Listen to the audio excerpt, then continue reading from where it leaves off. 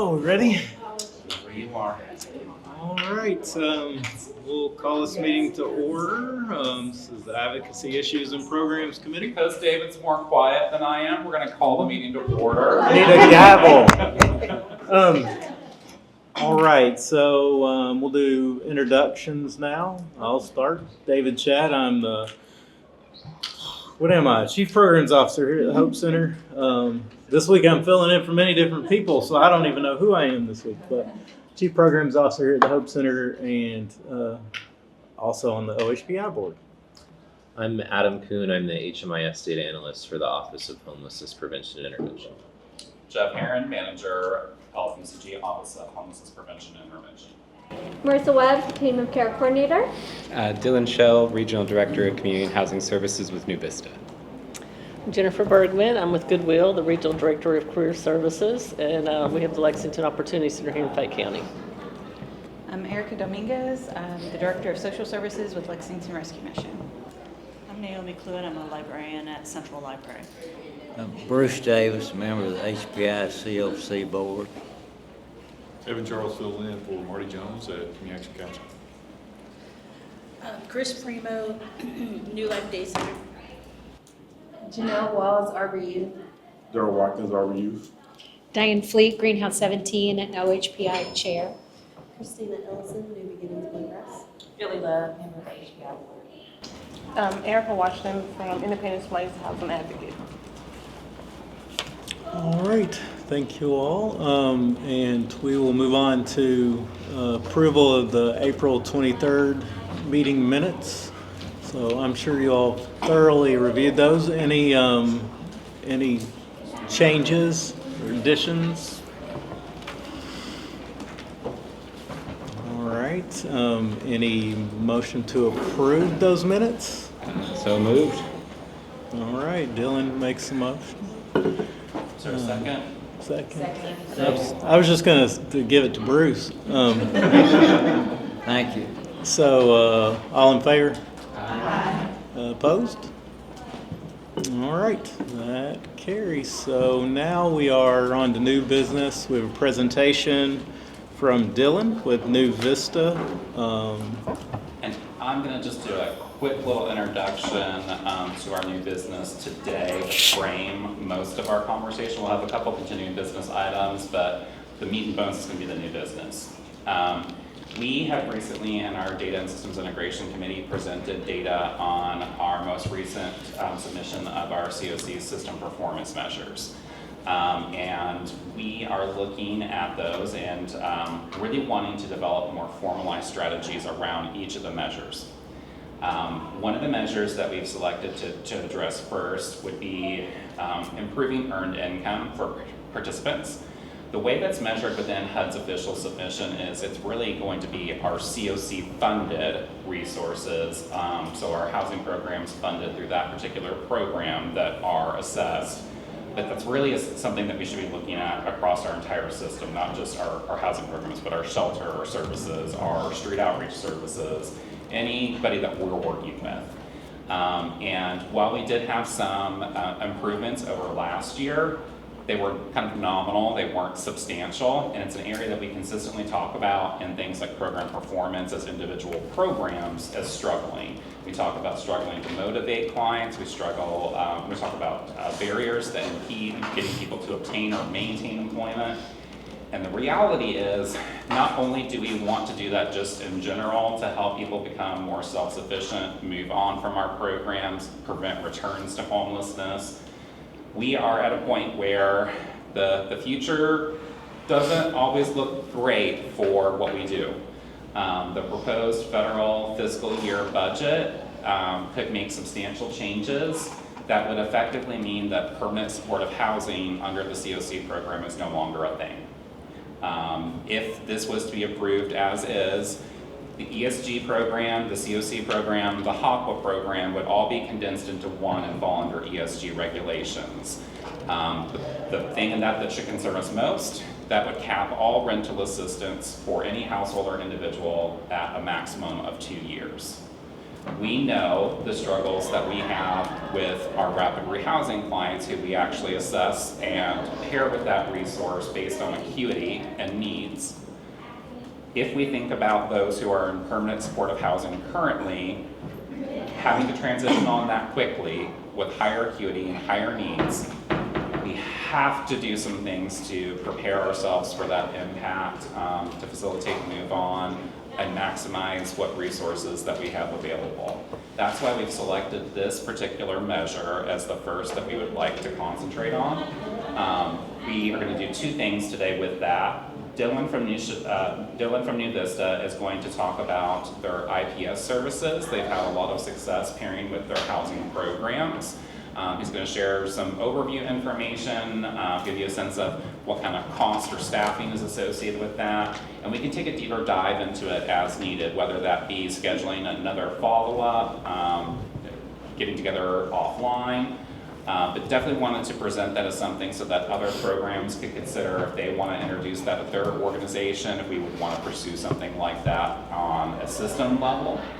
And then we want to have some brainstorming, and I've specifically invited a couple of our employment partners, Mason King with Jubilee Jobs and Jennifer Bergman with Goodwill.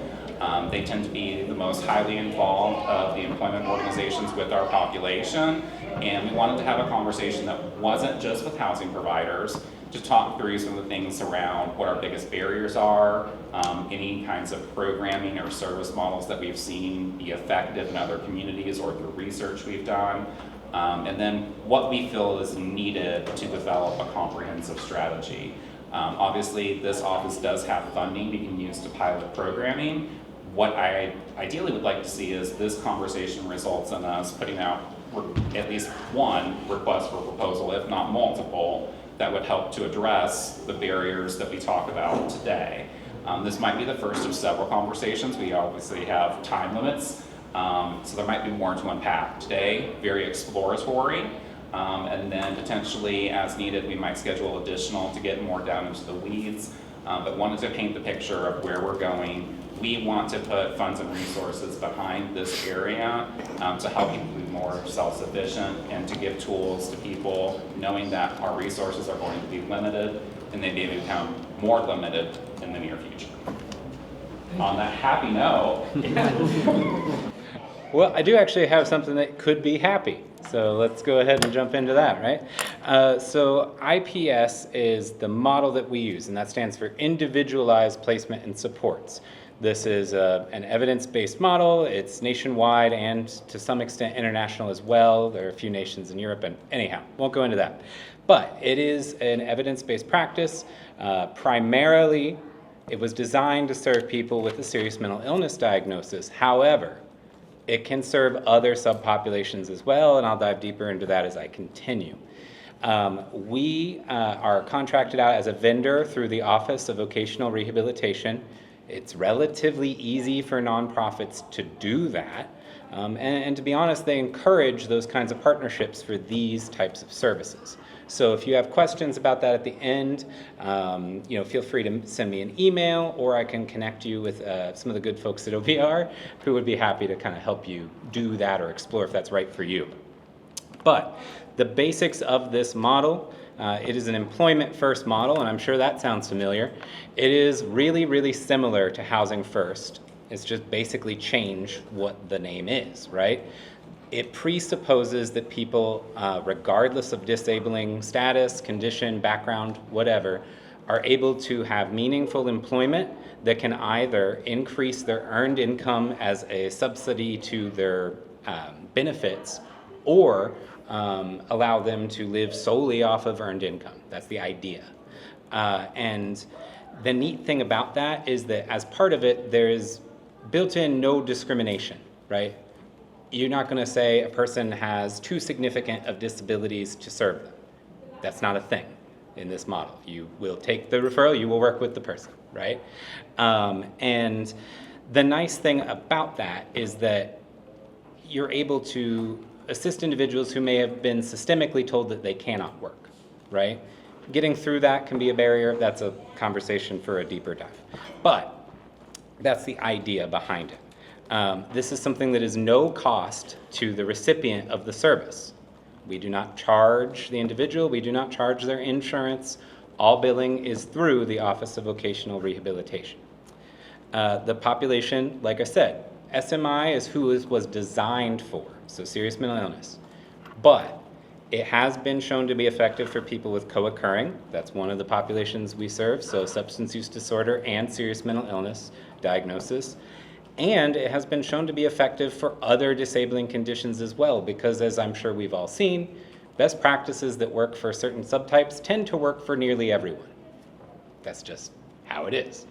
Now, there's more in this that I'll get into in a second, but basically, what would you need to do to kind of begin exploring this?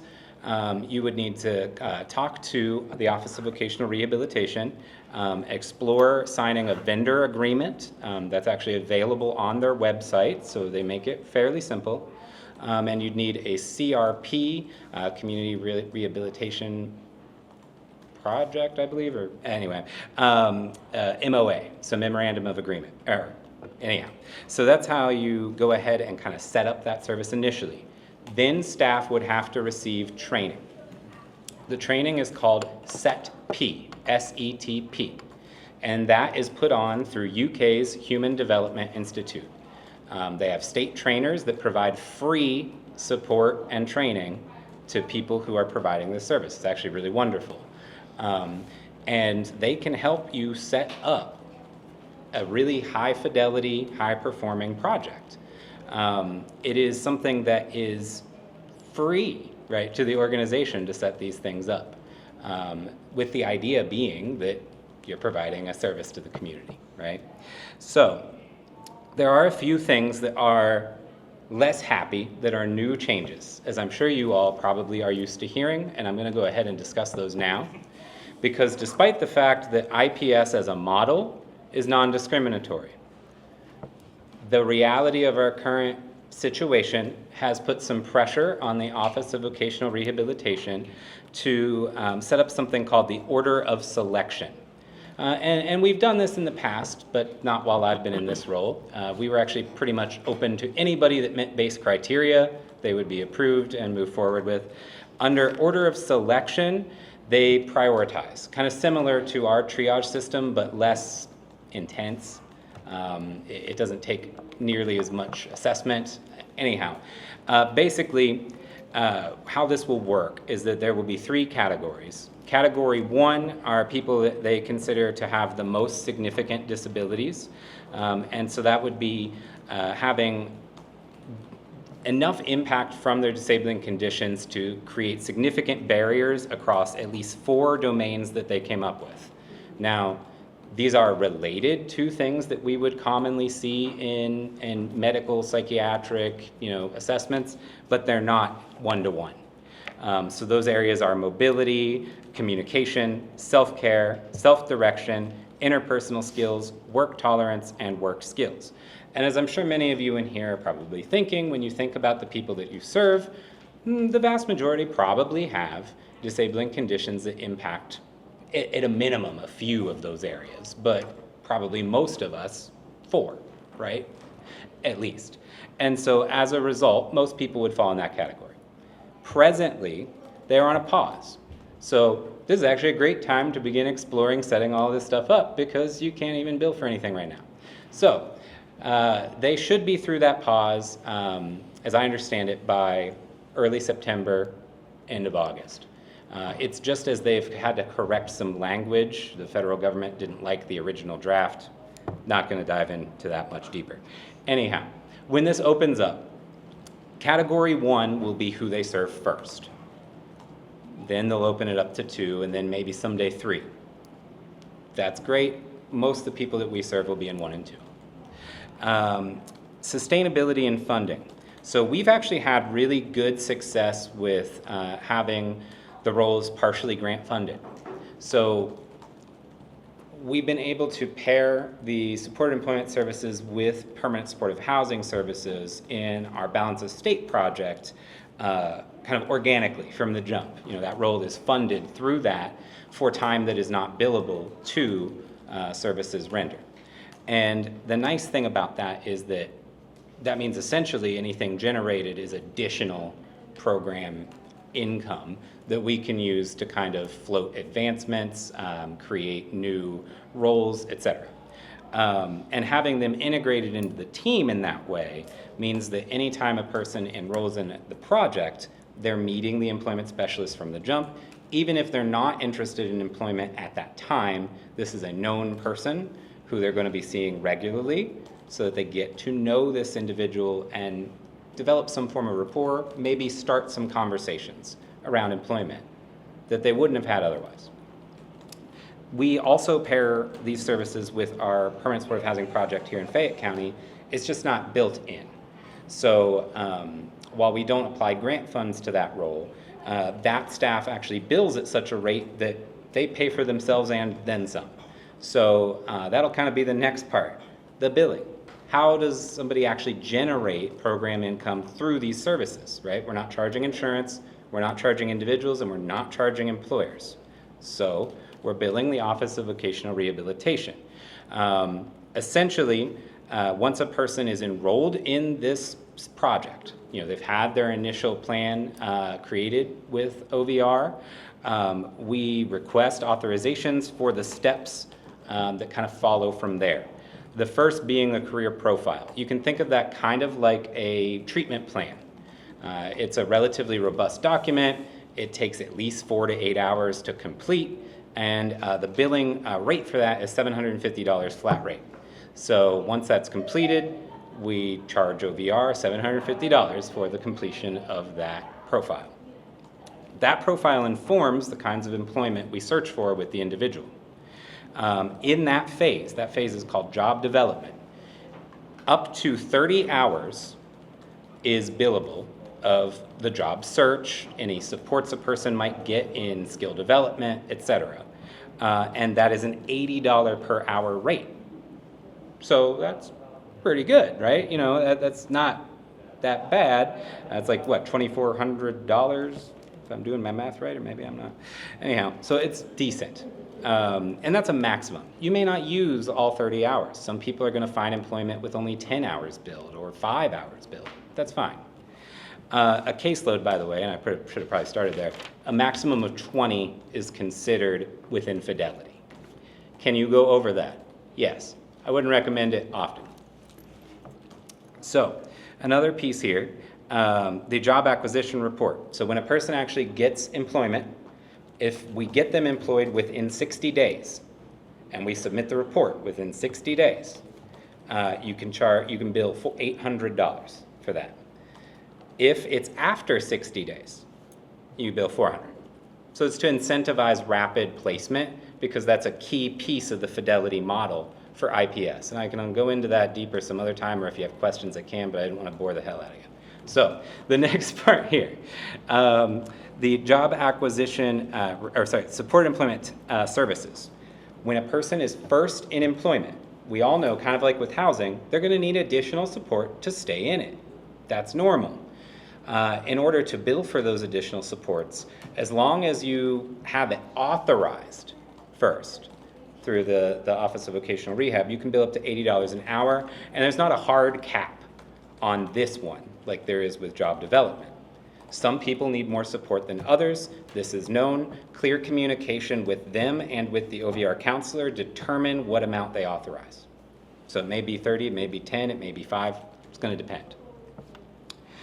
And after that stage, when a person is considered stable in their employment, they're not needing regular support to maintain the job, they're not needing regular help in navigating disagreements with managers, et cetera, which is a minimum of 30 days, by the way. Like, you can't just do that on day one. You can submit the stable employment outcome for day one, which starts the countdown clock, and that is $500. Same thing for 45 days of stable employment, that's $1,500, and then 90 days is $3,000. An interesting thing is that you can also get bonuses for employer-provided insurance. If I recall correctly, that one's $500, but it wasn't in my quick cheat sheet. And then for what's considered livable wage, which I believe is like $15.88 an hour or something like that, a person, you get a $1,000 bonus for that at the 90-day mark. There's also an option that might be helpful for Arbor Youth if you all decide to do it, which would be the extended supports for youth. So after that 90-day period, right, like after you've been successful and you'd normally be not closed, but considered basically done with billing, you can bill $80 an hour for continued supports for youth specifically. So that's a nice thing that could be really helpful to you all. Now, there are some things with this that aren't billable. So these are where the grant costs really help. Being able to at least charge some time to grants can be very helpful. And that is anything after that 90 days for someone who is in a youth. Technically, IPS Fidelity states that you would provide services for at least a year. Now, I'm sure you're seeing a disconnect here. You know, you stop billing at essentially 4 months, maybe longer than that if the beginning part took a while. So you're talking about probably an average of about half a year of supportive service that you're not billing for that individual. That's essentially baked into the cost of this versus the cost of the employment specialist and the caseload size. It evens out to be pretty sustainable, especially if you have any kind of grant you could charge some time off to. But even without that, if you have a high-performing staff or even kind of a mid-performing staff, you can be self-sufficient relatively quickly. The caveat to that is the setup. Setup takes time. Going through the initial training, building the caseload, all of those things take some time. You know, staff don't tend to begin billing at a rate that fully supports their cost for 3 to 6 months. That's just the reality. They just won't. Even with a ready-to-go group of people we can refer. And that's because of the intensive nature of the training. But fundamentally, the outcomes themselves are wonderful, right? You're talking about transformative outcomes similar to housing. People who previously were unable to meet their basic needs without relying on a lot of community resources and piecemealing it together, constantly under stress, now able to work regularly by wants instead of just needs, and kind of thrive in a way that they may not have been before. Additionally, we've had pretty good outcomes for earned employment for our PSH project, both of them actually, although not quite to where I'd want to be permanently. You know, they're pretty good. So this is something that I am passionate about. It's essentially half of my role is to oversee this project. So I can go in the weeds on anything you might have a question about, but I wanted to keep it kind of mid-level here. So does anybody have any questions about any of that? First of all, thank you. Very helpful. I think that gives some great introductory information. I would have questions. I can always catch Dylan offline. Want to give you guys the opportunity first. Any of our partners have questions? Well, I think it's really exciting. Like, I think it's fantastic. I think in the same kind of caveat that you were talking about, housing first and employment first, the other part that always sort of needs to change up too are our employers. Yeah. So I'm curious kind of how you've bumped into that. So we can sometimes get lots of vouchers, but if we don't have property managers or affordable income or housing, that's difficult. If you have employers that just aren't willing to kind of be flexible and adapt to sometimes the needs of the people that we would be working with. I always love the DV8 guy who kind of says, I had an aha moment when I realized that if I just changed my way, I kind of could work with people that were coming out of substance use and if I didn't have the turnover. So anyways, I just say all that with, have you had some help or some movement with who's hiring folks and engaging them into this community of folks that are usually a little more difficult to keep employed? Yeah, that's a great question. And it's one that I didn't go super into because it's part of the IPS Fidelity, but I'll go into it right now. So part of the Fidelity is that every week, an employment specialist has to have 6 employer contacts, and that's meaningful contact. So they have to interact with 3 new employers, and they can do a follow-up on 3 others. Usually, when we're talking about a full caseload of 20, they have people in mind for every single place they're going to. This isn't just like a cold interaction. But when you're starting out, you might be kind of getting a landscape picture, right? As part of those interactions, really, this is where that significant intensive training comes in. They have been given a lot of support in ways to kind of pitch, I guess, the way that this works, right? So they're going to be learning about what an employer is looking for, similar to what we might do in initial contact with a landlord. And then your job in that situation would be to leverage what you know about the person that you have in mind. As long as you have their permission to begin discussing them at that point, you would. And then you go ahead and try to play up the way that you might be able to help meet their need with this person and vice versa. Understanding that maybe there's some barriers that might exist. For example, legal background, felony records that, might typically preclude them from employment at that location. Very much the conversations we have with landlords. Exactly. It's almost identical, right? It's almost identical. The neat thing about this that we don't have with landlords is the federal bonding program exists. So they can be bonded for several $1,000s against theft, against damage, things like that. That a person without a felony record cannot be federally bonded for. So that's one part of the pitch that you can use. Another thing is that there is a list of people that call themselves second chance employers. And I say call themselves second chance employers because some are more than others, if that makes sense. And so when you're interacting with people that are, the thing I always instruct employment specialists to do is politely push back.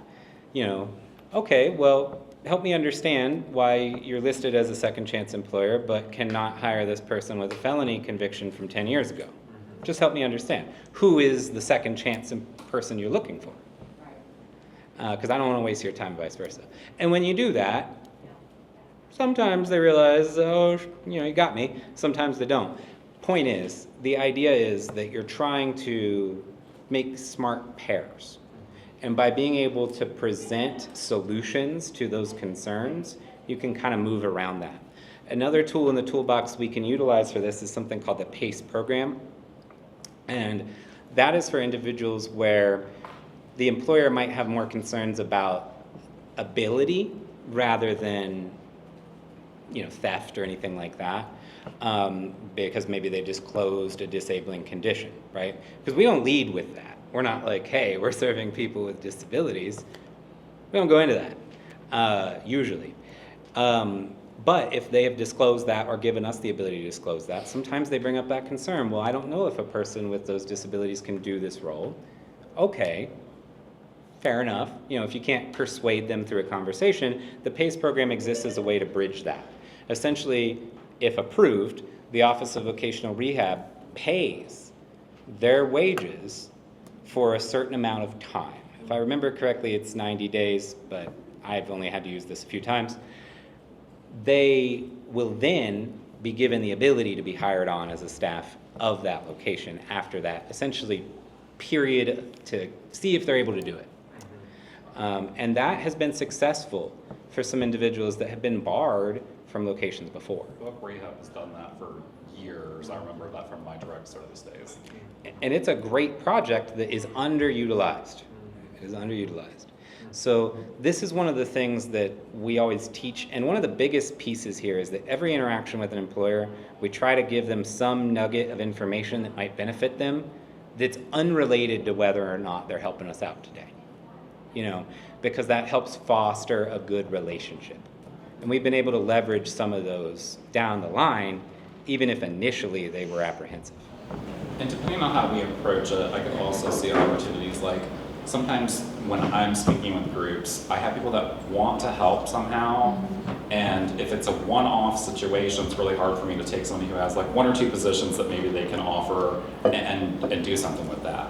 But if we as a system are doing something, we can try to recruit, we can do things through social media, through speaking events. We also could look at potentially doing something like talking with the folks of the city's economic development team and see if there's anything that they could do to facilitate a partnership for us. So I think there's definitely opportunities that we could mitigate that challenge. Yeah, and kind of on top of that, right? Like the Chamber of Commerce meetings are meetings that a lot of my staff go to pretty regularly, because that's a good place to kind of schmooze a little bit with people that have hiring authority, and kind of get some of those connections in a more meaningful way. And I think you had a question, Sarah. Yeah, just a quick, first of all, this is great information. Thank you. I've got a lot of questions, but I'll talk to you offline. Okay. You referenced like the tiers of clients that are eligible kind of under the service, and I certainly don't need to get into the weeds of all the minutiae. I understand it might be generalizations, but kind of what tiers of clients are able to serve under this program?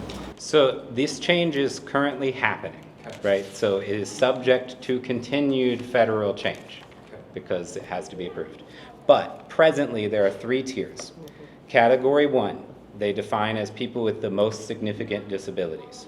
And that would be, as they define it, significant barriers to employment across 4 or more of 8 domains. And the domains I mentioned a little bit earlier: mobility, communication, self-care, self-direction, interpersonal skills, work tolerance, and work skills.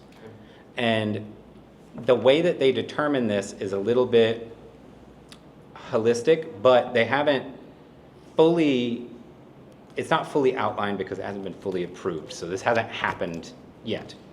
But my understanding is that they will utilize the information that we supply upon the initial referral that proves a disabling condition, as well as any subsequent documents that you may provide. So like if a clinician has notes about these areas, if you include that from the jump, that'll certainly help. If you have a locus score, that'll certainly help, right?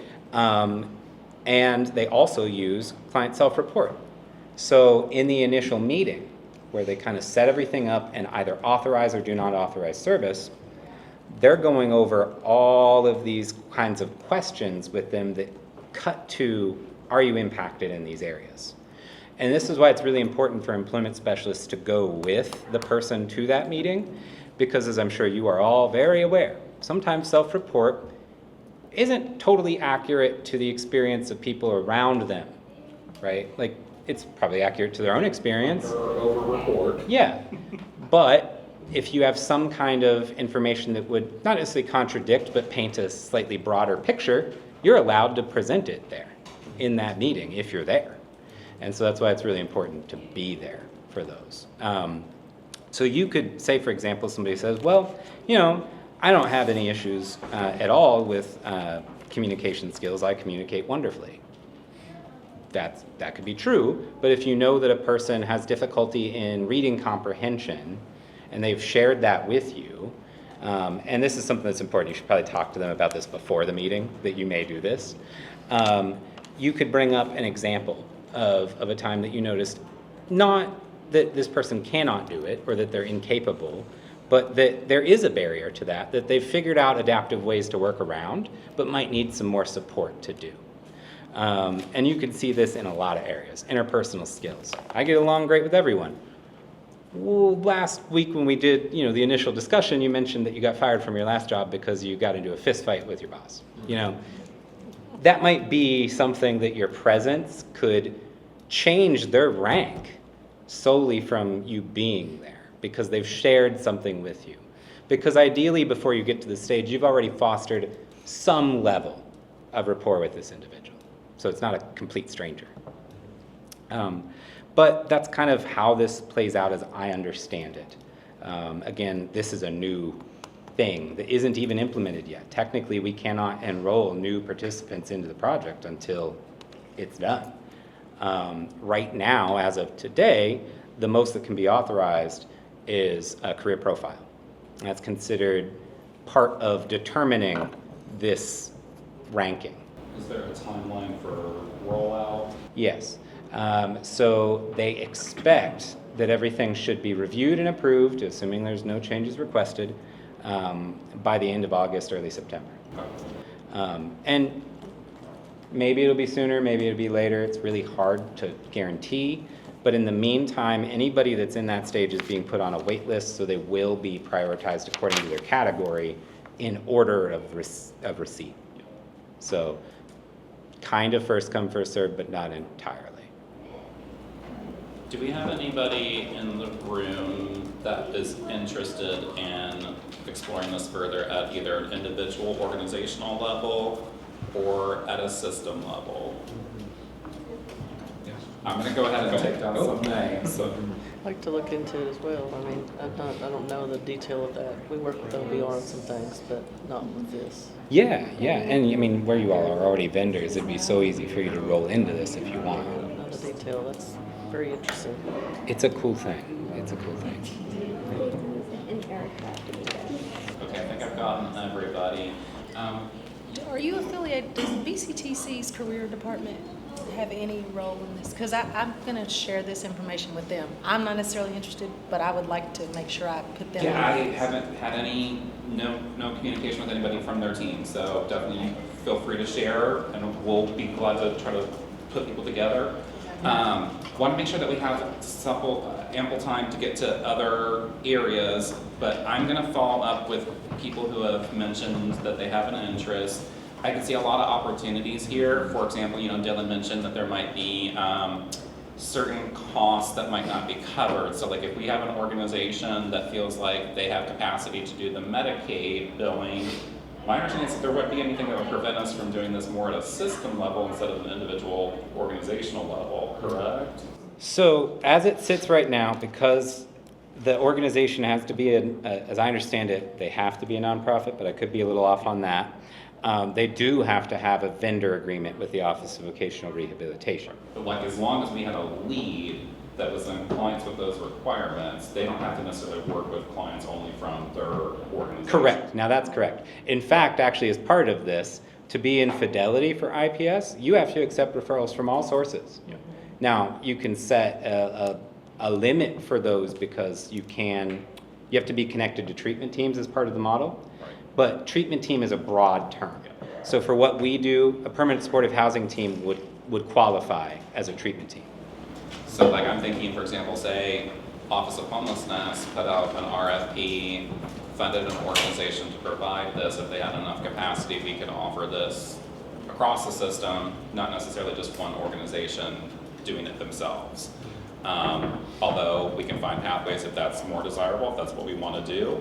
I just wanted to make sure that we got this kind of introductory information to you. We'll schedule a follow-up. If there's anybody that didn't express an interest now, but down the road says, you know what, I do have an interest, just reach out and we'll loop you in. Really appreciate you sharing that information. And I know it's a lot of ground to cover quickly. Yeah, sorry, I tried to thread the needle there. There's stuff we can talk about offline. And I can definitely put you in touch with Dylan. If you have my email address, I'm glad to facilitate communication. Any last minute questions for Dylan before we would wrap up with this topic? All right. Next, we're going to move into a little bit of an activity. We're going to have some discussion around developing our formal strategies for increasing earned income. I'm going to give out some Post-it notes, and then we're going to ask you some questions. You want to do orange? You want to do blue? For now, we'll do 3, and then depending on time, we'll see if we might want to expand. You're going to get 1 Post-it of each color. We're going to have you jot down some responses to some questions, and then we're going to discuss as a group.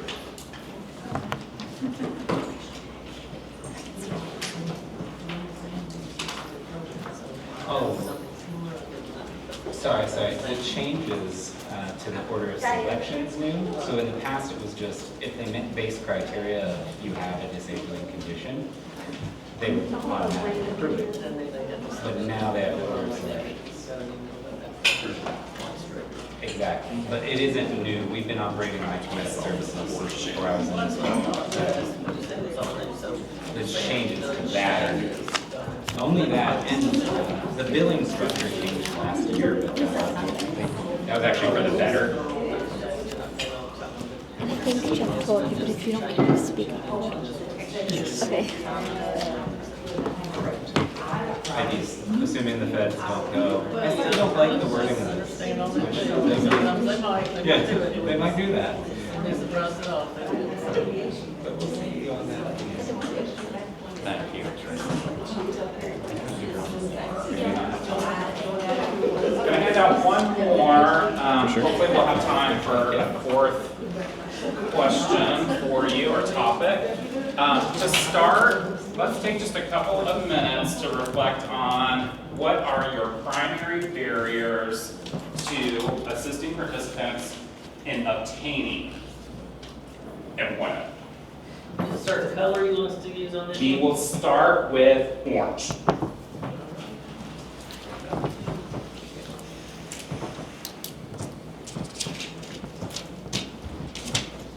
I can list multiple things. It could be multiple things. It could be one well-rounded thought.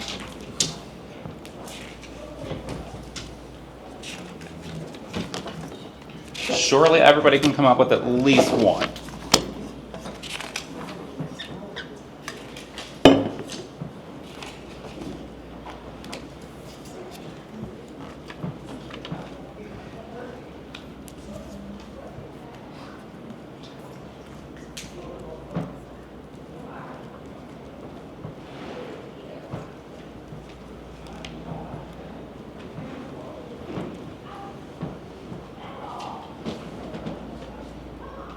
Think about something individual level, the specific client you worked with, something more structural.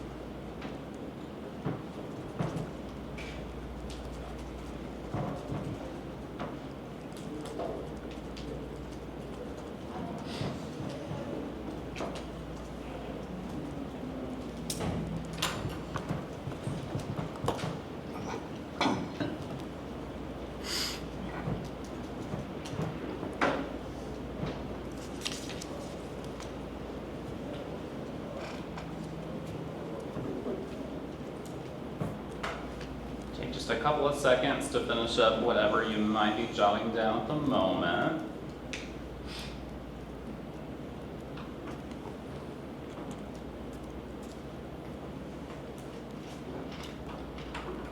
All right, and once you're done, go ahead and take your orange Post-it and pass it down this way from this end and this end down this way. My team will collect it down here.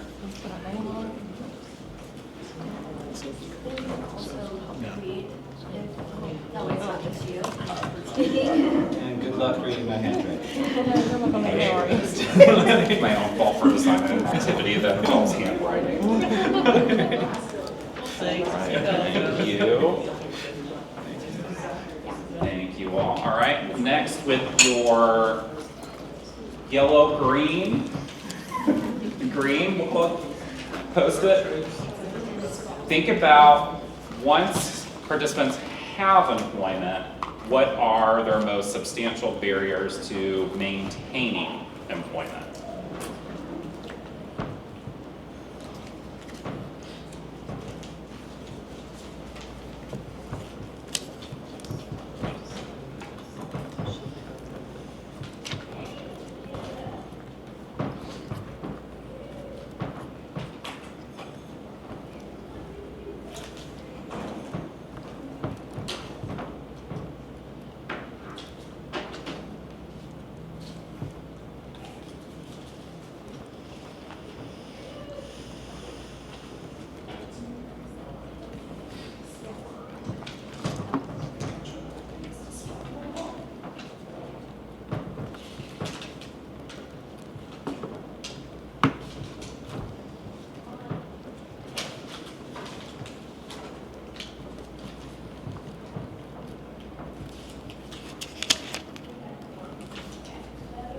before. This can be things that reflect more an individual or more systemic things.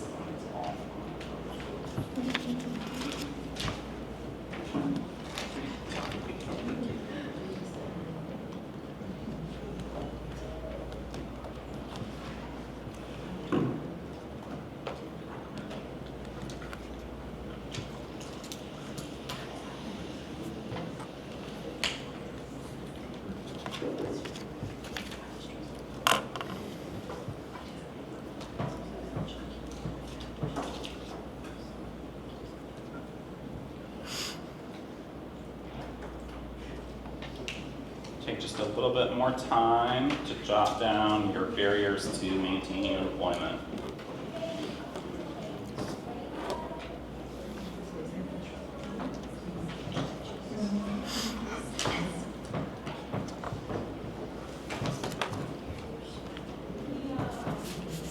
And then when you're done, start passing them down and I'll collect.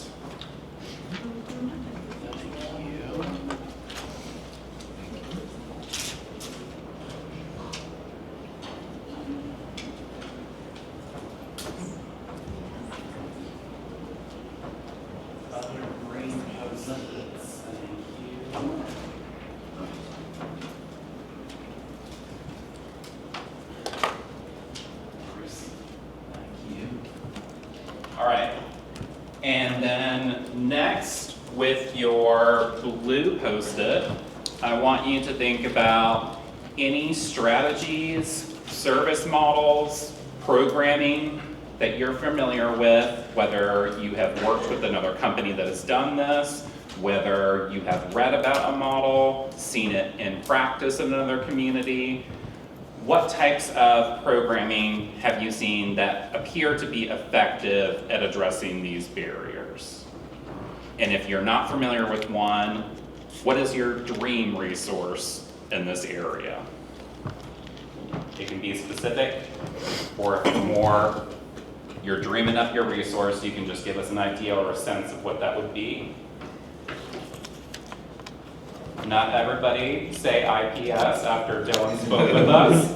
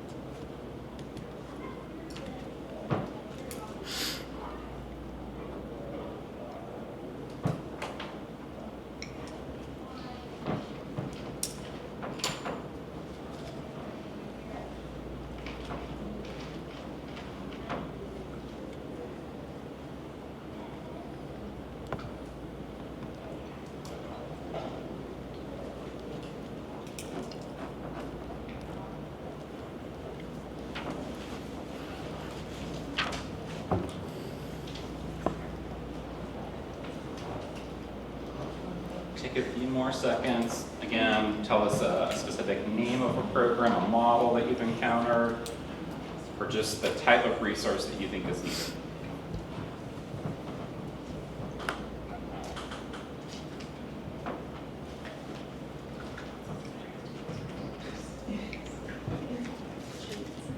Go ahead and start passing your Post-its down, and I'll circulate and collect those. We'll pretend I can follow instructions. And for everybody except for David, you're going to then use your pink Post-it note for the final topic. what are the resources that we would need to facilitate this kind of programming or to address these barriers? I know, obviously, probably I'm going to frequently get funding. I can solve that one. So, not everybody say funding. Think about what types of resources that we might need.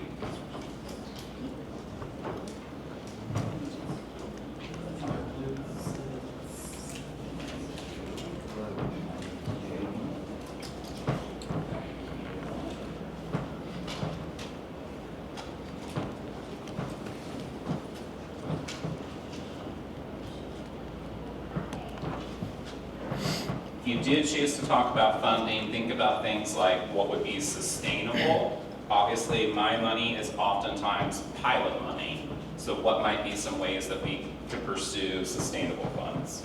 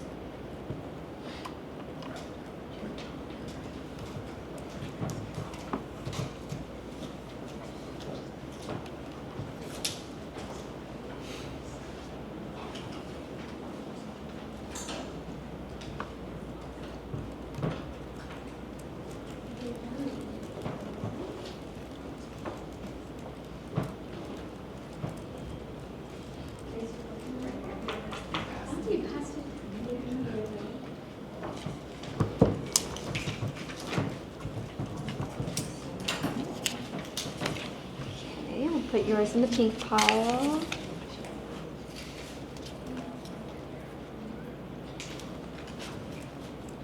You can keep one if you need to. Okay. Are you sure? Yep.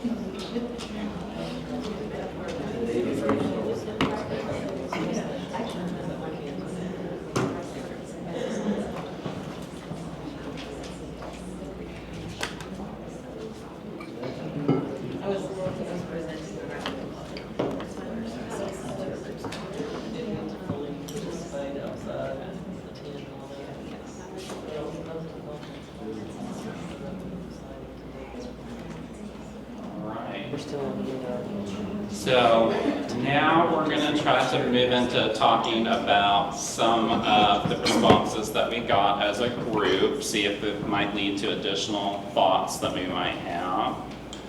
I'm going to switch out from Marissa because she's already done some review of these responses and can pull out some of the themes that we were seeing. So some of the biggest themes from our orange post-it, just as a refresher, which was our barrier to gaining employment. Entertainment. It was perfectly timed. Thank you. I appreciate it. Is going to be bringing it back in, since I already have my intro, is practical support. So this is going to be things like a phone, computer, transportation was a huge one that I saw, a couple others that fit into the practical support bucket, but I saw a little bit less of mentioned explicitly, but I think we can agree on is, needing an ID in childcare. So those practical supports seem to be a huge barrier. The second bucket that I saw was our systemic bucket, which is things like background checks, past work experience or lack of past work experience. Maybe that includes a lack of education, was a couple that I saw on here as well. And then some, of course, mental health and substance use, especially active substance use. I saw that numerous times on our orange Post-it. And then for obtaining employment, and then a couple others that I saw just interspersed within was motivation. One that I saw that was connected to it was especially for for wanting to engage, especially if they already have some of those existing barriers. It may be really difficult. So that is the main themes from barriers for obtaining employment. Should I continue on to sustaining? So similarly, my actual favorite color, which is this ugly green yellow color. So barriers for sustaining employment, continuing with that first bucket that I mentioned, just that practical support, things like transportation, childcare, I saw repeatedly. Some other themes that I picked out from our maintaining or sustaining that employment are going to be things like having medical issues. I saw several times maintaining sobriety, mental health, also concerns about healthcare coverage and symptom management.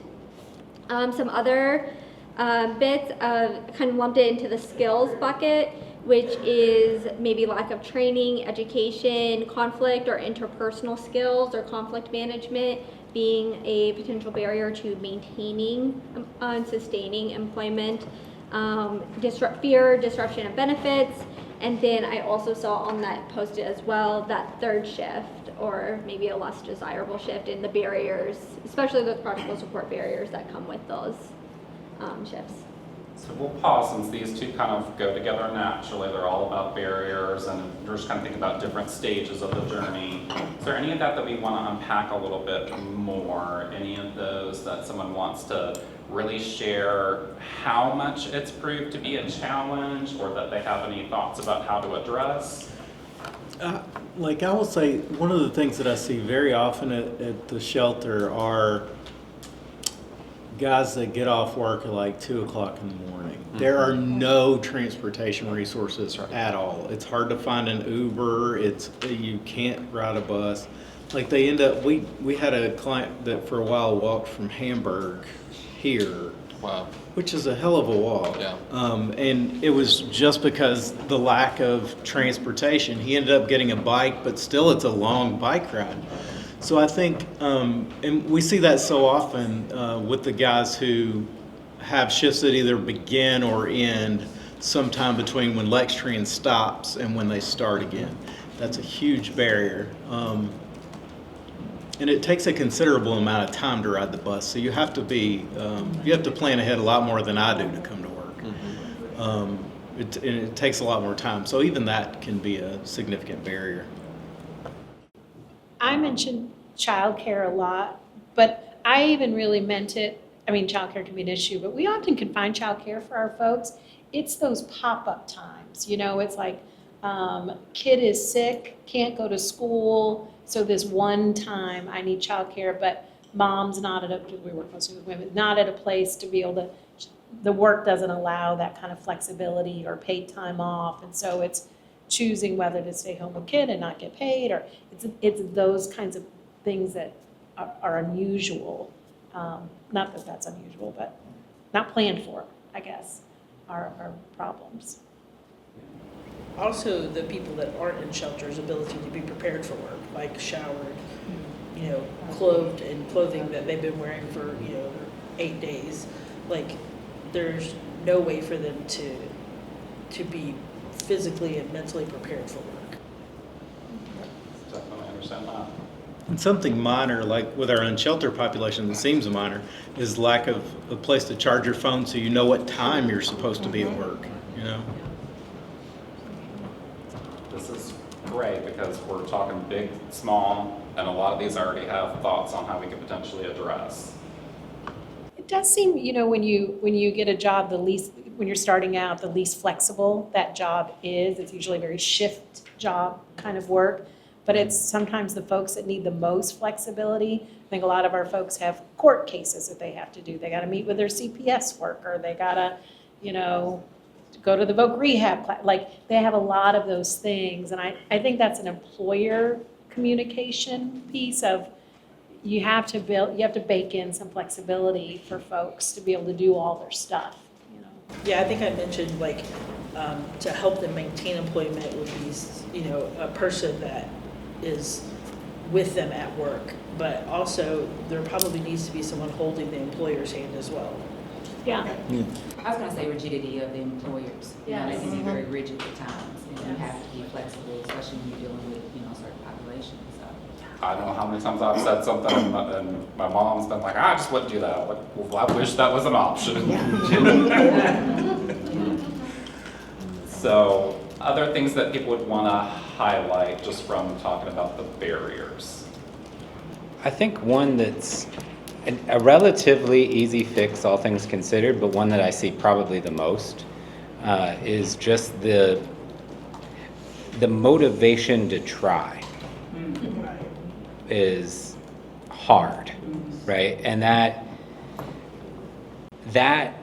has, like, you know, oh yes, use motivational interviewing techniques, use your basic case management skills. Sure, that's great, it does work.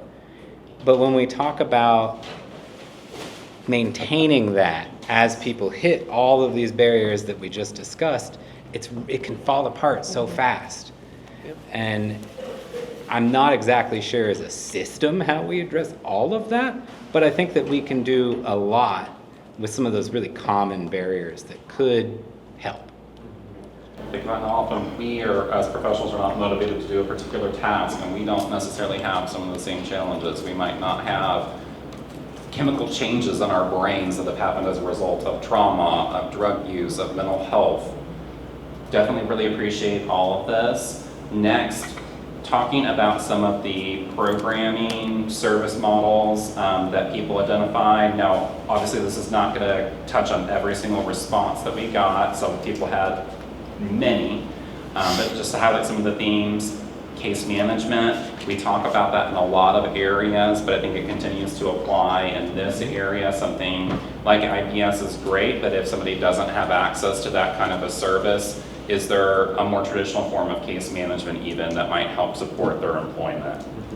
Work incentives, we're talking about motivation and challenges that people have to getting motivated. So maybe we might be able to do, and I know Jennifer's team can speak to this, probably Mason's team can speak to this. They do offer incentives for people to help get them motivated, keep them motivated. Employer incentives, we've been talking about what are our challenges potentially going to be and trying to identify enough employers for this kind of service model to be a widespread practice. And we could potentially do this. We have a program funded through this office right now targeting recruitment of landlords. We could do something similar with employers. And I'm sure that probably wouldn't be limited to just my funding. That would be something we could explore with someone like the economic development team to see if that's something that they would have an interest in working with us on. There's definitely some opportunity there as well. We've already talked a lot about transportation. You know, we have some solutions that are going to be available soon through our Housing Flex Fund. Somebody would be able to get like a local bus pass, for example, for a period of time if they're trying to pursue things like employment.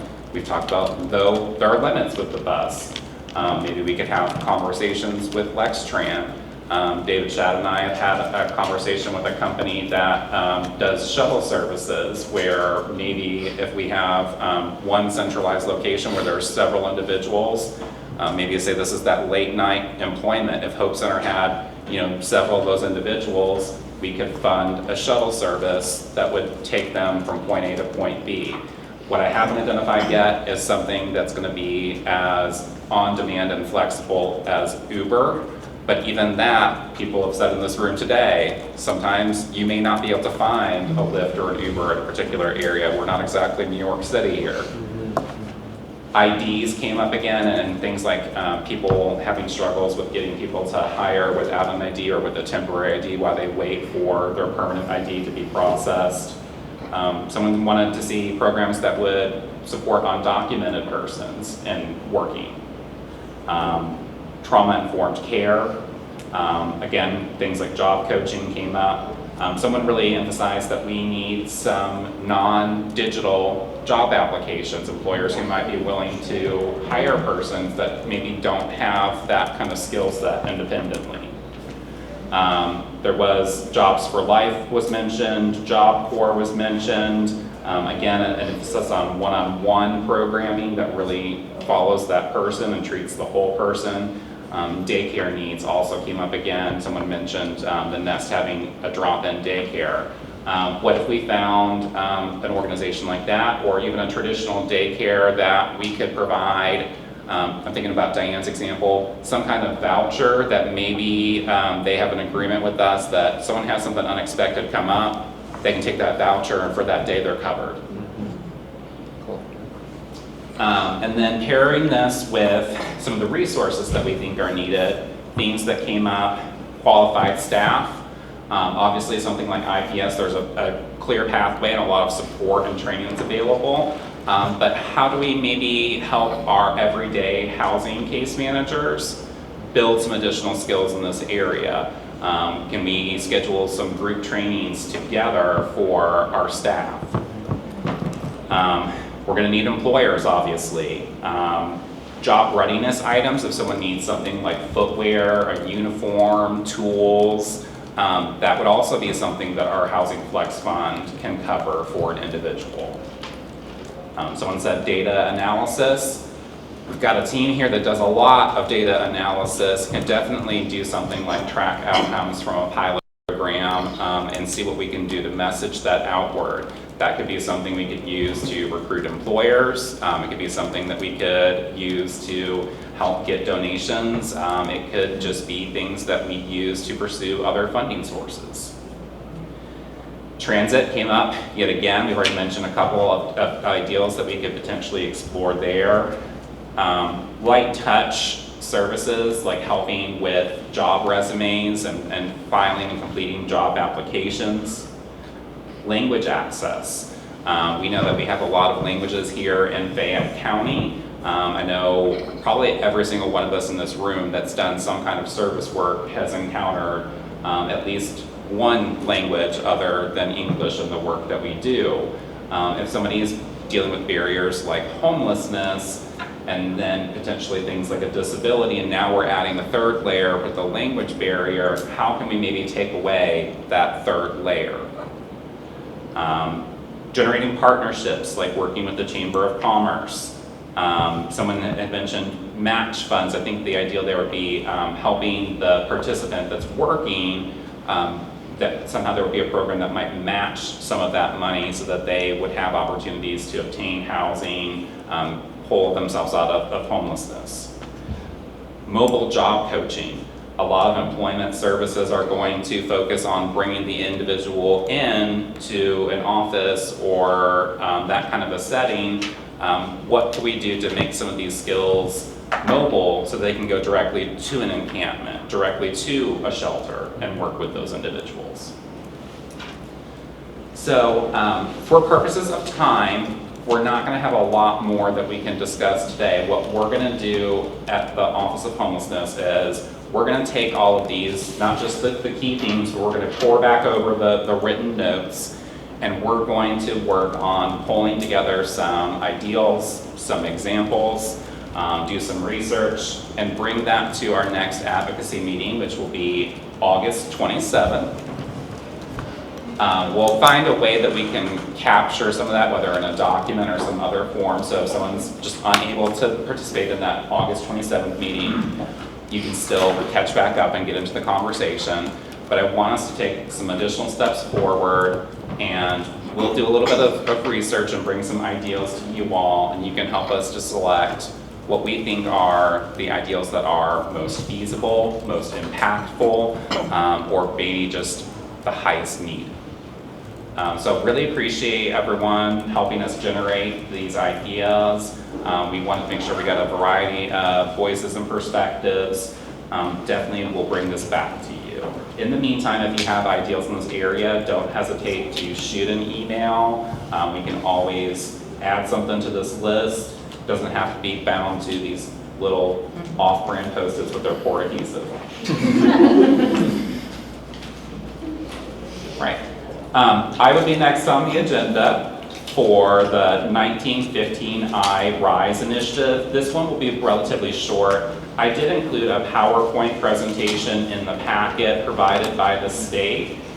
They are still saying that they expect to start this initiative on July 1. They have a meeting, I believe, next week with all 3 continuums of care to go ahead and understand how we are operating our coordinated entry system and try to see how they can use that to also potentially help connect people that might be candidates for this waiver that would essentially allow organizations to do things like bill services that we're already doing, things like tenancy supports, and probably the key thing that is new from the last time that we talked about that is that there's actually now some information about the process that organizations would have to go through. So you're going to see a slide that looks something like this. It's got 1 through 11 on it. There are materials that are now available on the website from the state with the cabinet. And you can go ahead and start communicating with them if you have an interest in your organization wanting to bill for these services. It's going to be a very guided process with a high level of support. So the first thing that you would need to do is complete an online training. And then there's going to be a process where you submit a packet with information about your organization. And then there's going to be different layers of training that are going to happen. You'll also go through a formal review and an on-site review. Once they make a decision, your organization would be further oriented and can then begin enrolling in Medicaid.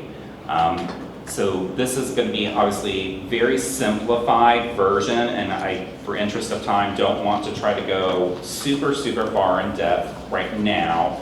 What I would like to do is, we talked before about potentially pulling together a subgroup for this. However, it was at a time where we were very suspect that we would even have Medicaid to bill to.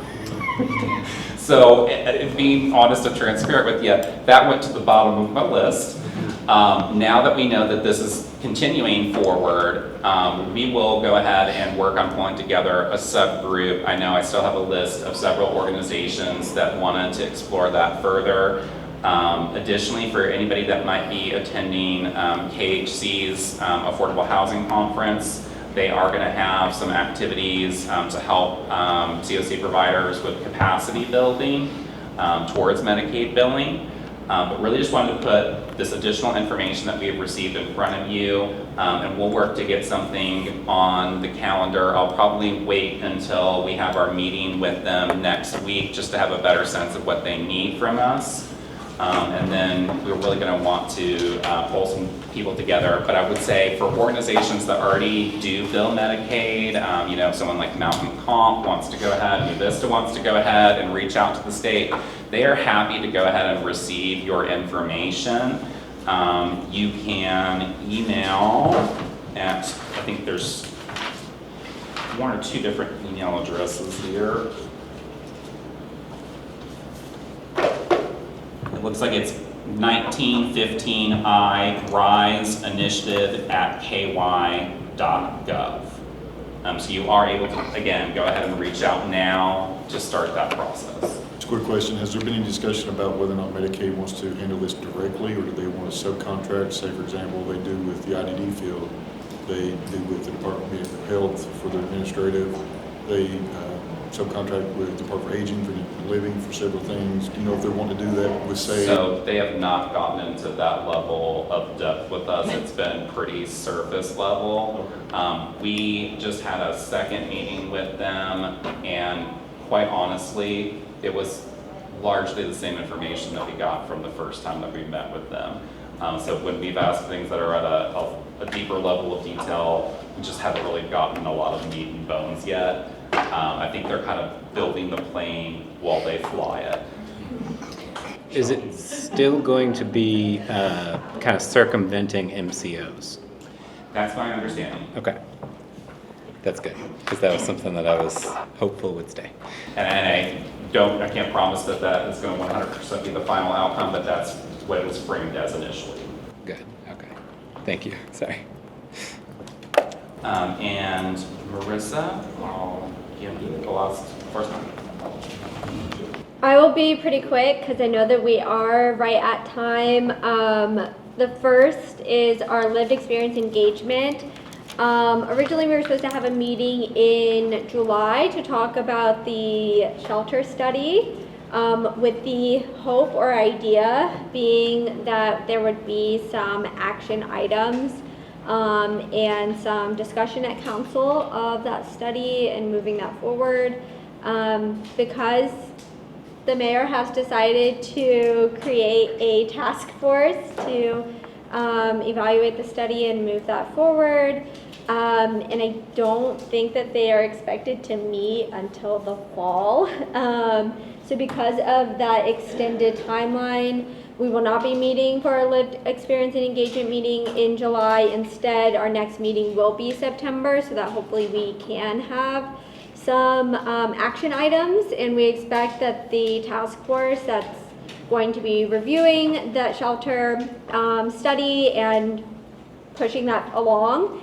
Hopefully those meetings are going to be open to the public, and we'll have individuals with lived experience, and we hope and anticipate that that would be a partnership to ensure that, especially for our folks who are unsheltered that continually attend those meetings, they have a role and a say within that process. Moving on to program standards, we will need a vote on this. Or I guess I could have asked, are there any questions about our lived experience engagement? Okay. So moving on to program standards updates, we will need to be voting on the permanent supportive housing program standards. I have, give me 1 minute, I can pull up our big list of changes.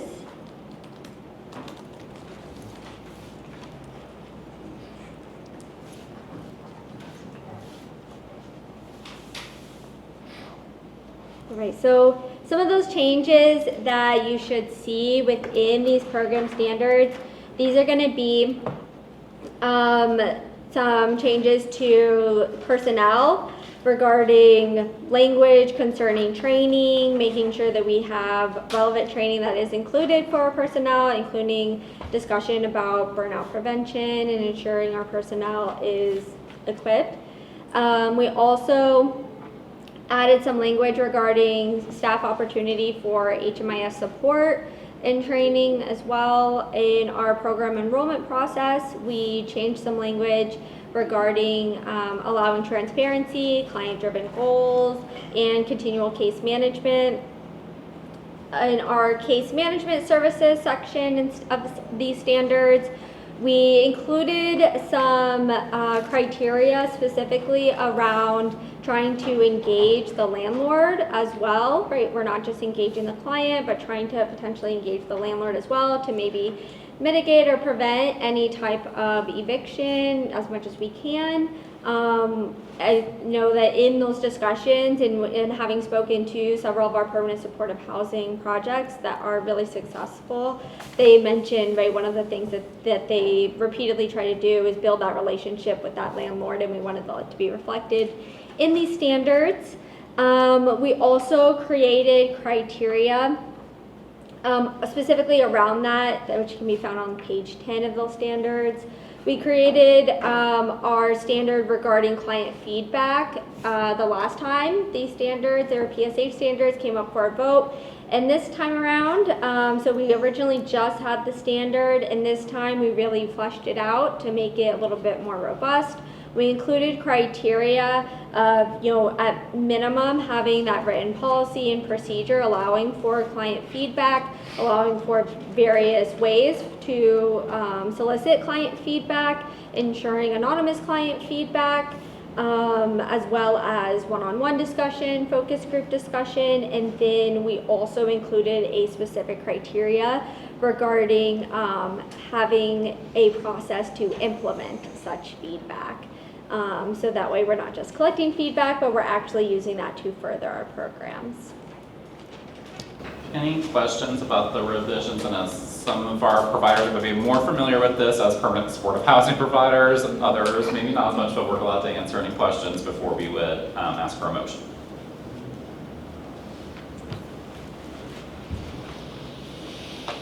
Hearing none, is there a motion? This is a full membership vote. So moved. Is there a second? Second. All right. All those in favor? Aye. All those opposed? All right, that motion passes. Now, other issues, announcements, public sharing.